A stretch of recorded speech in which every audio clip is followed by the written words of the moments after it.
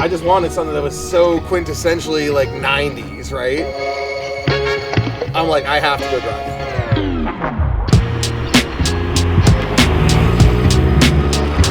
Hi, I am Nick Walker, and this is my 1995 Miata M Edition.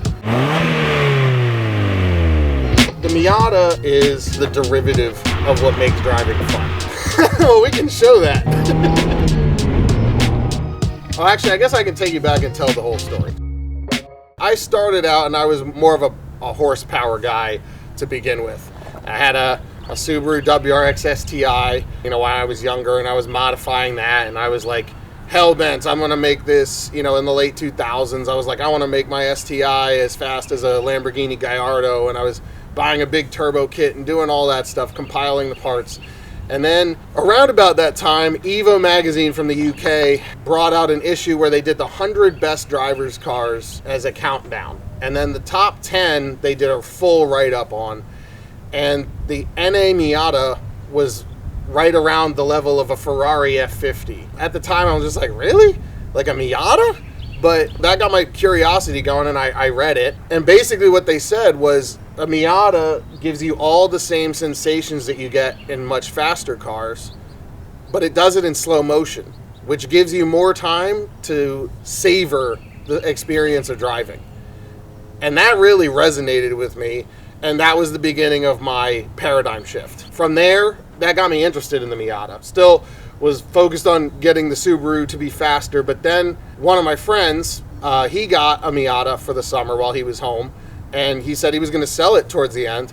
And so I was like, well, let me try it out. He gave it to me for a day. Basically, it was a long test drive. And I had so much fun driving around that day. It wasn't even like a beautiful sunny day like today. It was like kind of rainy. But I just had so much fun driving that car. It was so light and so tossable. It was a riot. And I realized really quickly that if I paired that with the Subaru in combination, the Subaru wouldn't need another 200 horsepower to feel fast again. I could just spend 2 or 3 days driving the Miata and then hop back in the Subaru, and then like 360 horsepower would feel like a rocket ship again. So I sold all the turbo stuff and bought the Miata off my buddy. Here I am on Miata number 4. As a result, I have realized that a Miata pairs well with really anything. This is my 1995 Miata M Edition.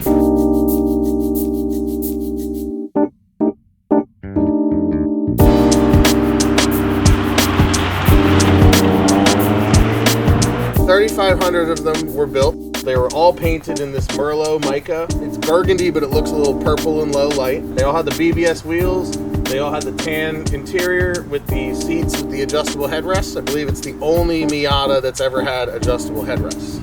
So that's kind of cool. The limited slip diff and all that. 1.8 liter, still OBD1, which is nice in New Jersey for the lack of inspection. That's good. Mine has a bunch of period customizations in the interior, a lot of wood-like trim, steering wheel, shift knob, just adds to the charm. And it's very 90s-ish, so I wouldn't trade the faux wood trim for the world.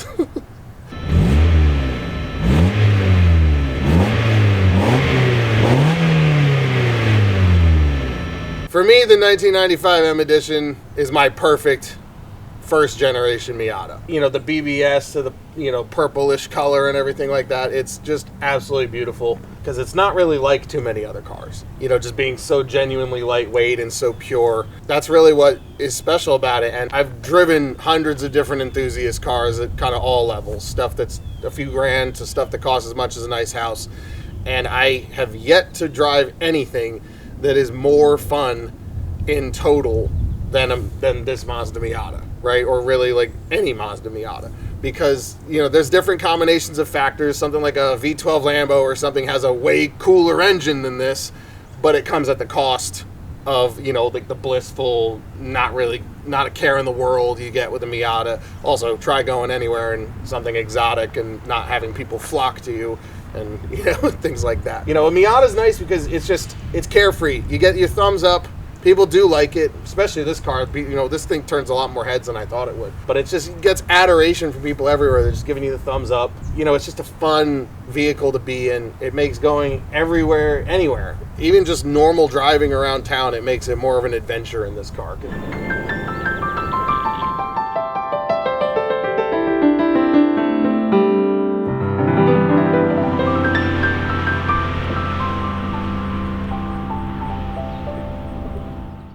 find out where this road goes. Oh, that's kind of cool. It leans in real nice like that. It accentuates the feeling of driving, which is nice. Like this right here, just lean it in.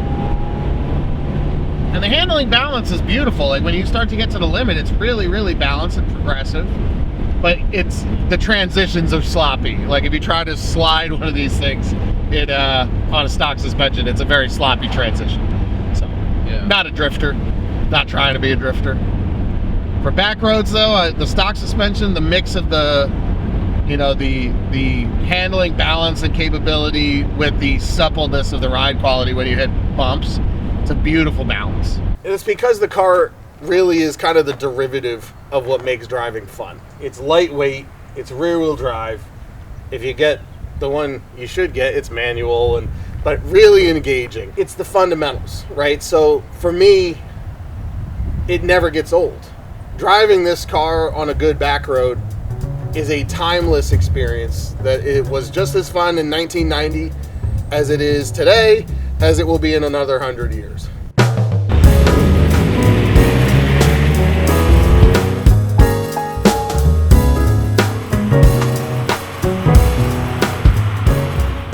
The Miata, especially the NA, the first gen, is one of the most significant cars from this era because it proved the business case for the entire Roadster segment in the early 90s. You wind up with cars like the Boxster, the Z3, the SLK. All those cars basically came about because of the success of this car. This segment was dying off before that. This was genuinely affordable, and it proved the demand was there for an affordable, fun, two-seat convertible sports car. And so then, all the other companies just came in and put their own spin on it, and we have the sports car market we have today in the affordable range. And actually the move is whenever the steering fails, I'm going to do what me and Dan Valenzola did to my black one, where we depowered the rack, just manually grease it up. That turns it into awesome steering. That's cool. I'm not going to destroy like a perfectly good steering. If it's working, I'm leaving it. Sure. Yeah. But when it breaks, it's not getting fixed. Because I remember that first drive in that car when he did that. It was like, whoa, this is like a go-kart now. So the concept of the Miata goes back to the British Roadsters of the 1960s and 70s, taking the Roadster experience, but then making it simpler and making it, higher quality build so it's reliable. That keeps the simplicity and it adds the reliability. It's the charm and experience of an old Triumph or Sprite, or specifically a Lotus Elan is what this was mostly based off of, but without a lot of the maintenance headaches and things like that. When they did the development, they benchmarked the sound of the car off of the Lotus Elan.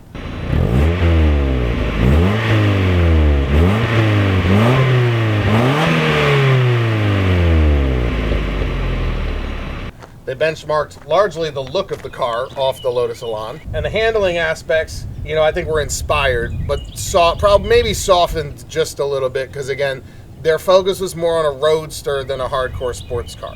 If you want to make this a hardcore sports car, you have to modify it. The British Roadsters were the inspiration for the Miata, but just fixing all of the issues that they had and distilling it down to what was enjoyable about those cars, and getting rid of what was not enjoyable about those cars, being the maintenance headaches. What are some of the quirks you've experienced with this car? Oh, well, we can show that. It just does that now. Until it finally gets, sometimes it's 1 minute, sometimes it's 10 minutes. So, obviously it's almost 30 years old now. About 54,000 miles now, and I put on about 5,000 of those miles. It's got the headlight blinking issue.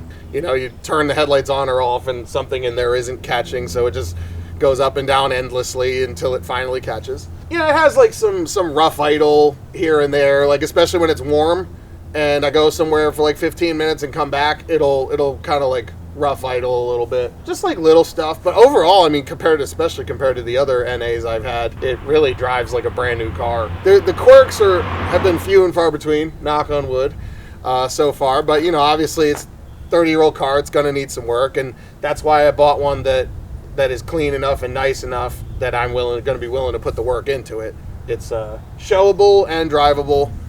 It's kind of that perfect mix of, you know, it's not such low mileage that you don't want to put miles on it, but it's not so high mileage that it's going to need a huge amount of stuff right now.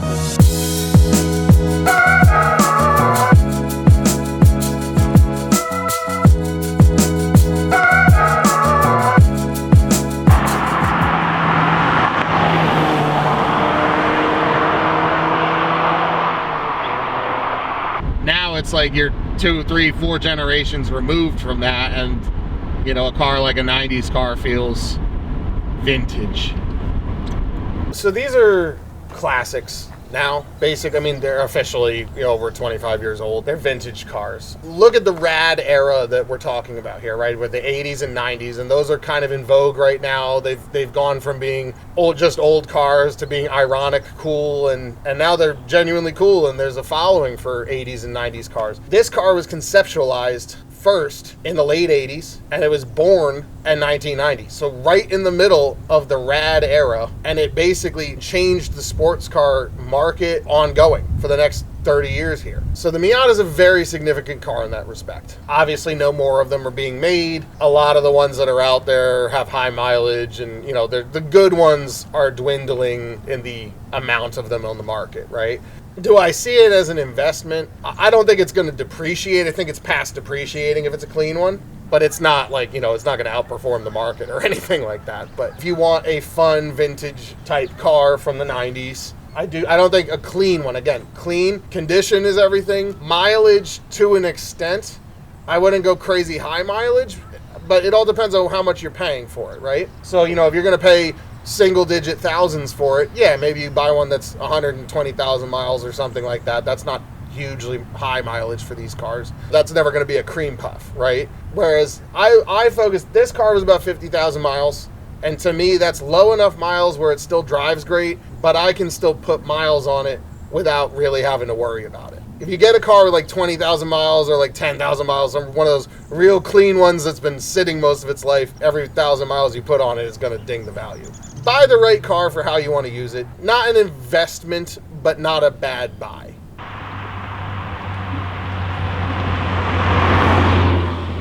Who's this car for? Because the Miata is able to mix going quickly through corners and driving aggressively and just cruising so seamlessly, that is why it has such a wide appeal. It can make everybody happy. The other great thing about it is that you see this all the time where, you know, maybe the first owner who bought it brand new, they buy it as kind of a cruiser, and then they sell it to someone who's the second owner who puts a cage on it and modifies it, and they go autocross and it becomes a track car, and then the third person might do something completely different. It might wind up stanced or something weird, like, who knows? But there's so much you can do with these cars. They're able to please a wide array of people. Even for enthusiasts on the street, you have to think about your use case, where how often are you really attacking a back road at speed versus how long you're actually just sort of forced to cruise, either by being in traffic or in town or wherever. Like, even if you drive your car pretty quickly a lot, you're still like 90% of the time just cruising. If you have a car that's kind of angry and unsettled when you're just cruising, that's not as enjoyable of an experience on the road. Whereas if you have a car like this that's happy doing everything, you just use it more often. This car is all about seizing the moment, seizing the day, enjoying life. It's the car you drive when you sort of need some meditation. You need to just get out on the road, forget about work, forget about whatever else is going on in your life, and just drive. That's how I've used it. You know, this and my other Miatas, it's awesome when you just take a few hours, get away from things, go for a drive. It excites all of your senses, even taste if you lick the headrests. It's great. But 4 out of 5 of your senses, it stimulates beautifully. When you're in the Miata community, people kind of fall into 2 camps, where they either get it or they kind of don't get it. So, you know, sometimes you show up to like a boomer hot rod show in this and everyone's like, oh, you need to throw a big V8 in there and stuff. And look, I respect the guys that do that. That's an awesome experience for sure. It's not really a Miata at that point. It's more of a Shelby Cobra type of thing, or a smaller Corvette type of experience. For me, the Miata really centers around being a momentum car. And especially these first gen ones where you really have to ring it out to get on the highway, apexing the corners on the on-ramp and stuff, or just even on a back road, you know, in some cases just to keep up in traffic on some of these roads, you got to drive it pretty hard. There's a certain amount of charm to that, to being able to ring it out and having to ring it out. It demands a lot from the driver as a momentum car, and I think if you overpower it, it kind of loses that. And I think there's some people that want it for what it is, and there's some people that want it for what it could be, and that's true of a lot of different cars, right? My ideal Miata would never be hugely powerful. It would have to remain a momentum car. This I've chosen as sort of a vintage classic type vehicle, and I'm going to largely keep it original. Like, it pretty much looks the way it's going to look. I'm not going to change very much. It might get a roll bar at some point. I'm not really going to change it much. It's got the R package, painted R package rear lip spoiler, and it's got the R package front plastic spoiler. So that was the only thing I wanted to change on how it looked. And other than that, it's good. Well, actually, I guess I can take you back and tell the whole story.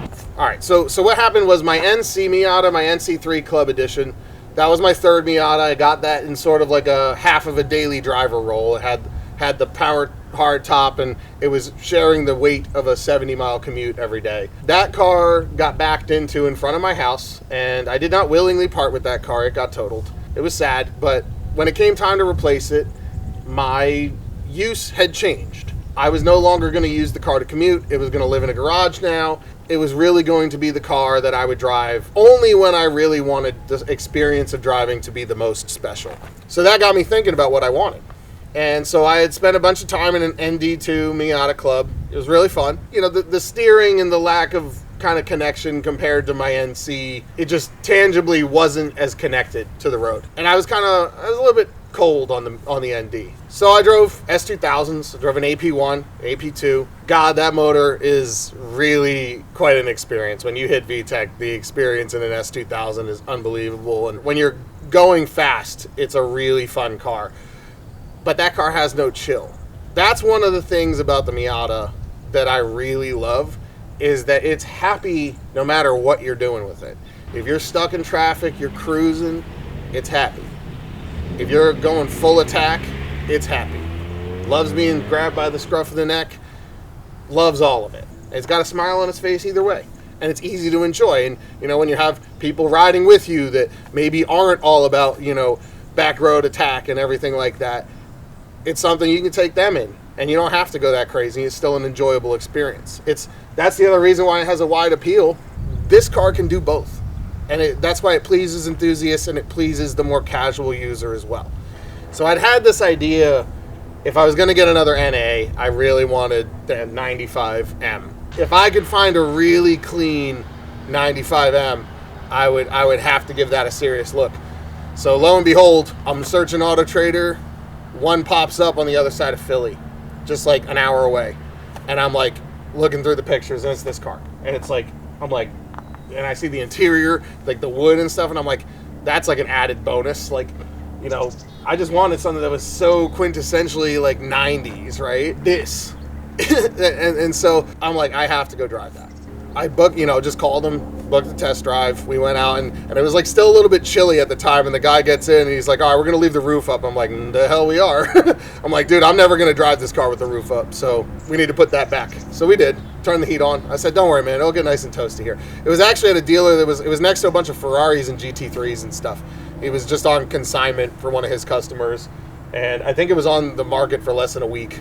And look, once I was on the test drive after driving all those other cars, it was just so evident, like the charm of the NA. It's not just an old car anymore. These 90s cars have like a real vintage appeal now. They don't feel like a modern car. And because of that, it just has this specialness to it. And I realized how, like, the physicality of having to drive it. Because one thing about the NA is it's really not a fast car at all, right? Whereas the new Miata, The ND is almost as fast as WRX. It's like 0 to 60 in 5.5 seconds, and you know, when we were driving, it has no trouble hitting triple digits on roads you shouldn't hit triple digits on. And like, it's not that slow of a car, the ND Miata. And you know, the new ones, they just have a lot more power. And whereas this one, you still have the aspect of it where you're getting on the highway and you need to, you know, go full throttle and apex every corner on the on-ramp to get up to a safe merging speed. Like, that aspect of it is just really, really fun. And the fact that it's a momentum car, the fact that you kind of have to drive the crap out of it, that's the charm. It's really physical and really involving as a driver. And once I drove it again, it brought all that back to me, and I absolutely had to have it. If I was in charge of the new Gen Miata to replace the ND, what I really don't want to see is I don't want it to go hybrid. It needs to be focused on lightweight. This cannot be a 3,000 plus pound Miata. Like, I understand modern safety and everything like that. I'm not expecting it to be as light as the ND. I don't really want it to be heavier than like the NC. For me, if they just made something that was like a facelifted ND with the handling upgrades and the diff and stuff from the ND3, just keep investing in, you know, their Skyactiv type engine stuff. I know they can't go back to hydraulic steering. That's kind of a pipe dream. But they need to do what Porsche's done with the steering, with the E-Pass. Set that up so you get real steering feel from the road surface. I want to feel connected. When I start leaning into a corner, I want to know exactly what those front tires are doing. You know, how much grip is there? I want it to talk to me again. That's one thing that the NC3 did beautifully. When you really leaned it in, oh my God, the front end was so communicative.